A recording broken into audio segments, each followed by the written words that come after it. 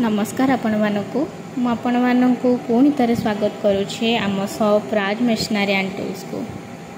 आपण माने तो निश्चिंत पोटैटो चिप्स खाउथिबे किंतु आपण माने जानि नाहंती से केमिति प्रोसेस होउछि केमिति तयारी होउछि आपण तो से सब जिंस जानि नाहंती को मशीन लागुछि केमिति होउछि आपण जानि नाहंती। आसंतु आज मु आपण को तार प्रोसीजर देखैबी।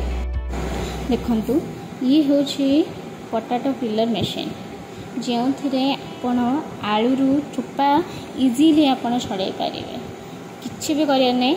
आलू को मशीन भितर पूरे देवार अच्छी पानी पकई देवार अच्छी सी आपे तार आलू चोपा छाड़ी चोपा और पानी अलग हो नॉर्मल आलू खाली रही देखिले तो आलू केते सुंदर चोपा छाड़ीगला।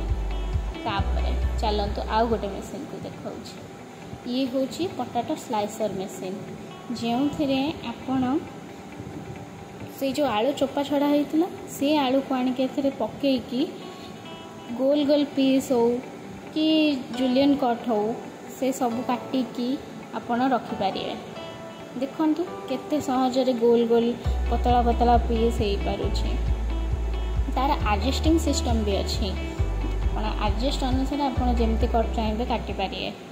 देखु तापर ये हूँ ऑयल ड्रायर एथे आपण आलूर जो बाहर थी जो पानी ताकू आपण सोक करें एमती डायरेक्ट नहीं कि छाणी पारे पानी रही से भल भी हेनी ताकू ये ऑयल ड्रायर रे पकईकी सोक करदे अवशिष्ट पानी सब अलग हो गला पर ये हूँ डीप फ्रायर ये हूँ इलेक्ट्रिक वाला फ्रायर जो थे आपन तेल पकईकी आपण से जो धोईकी आनी जो आलू ताकू एथरे पकईकी छाणी पारे। देखो केमती आम छाणी पारुछु ये हो गला आलू चिप्स रो गोटे प्रोसेसर।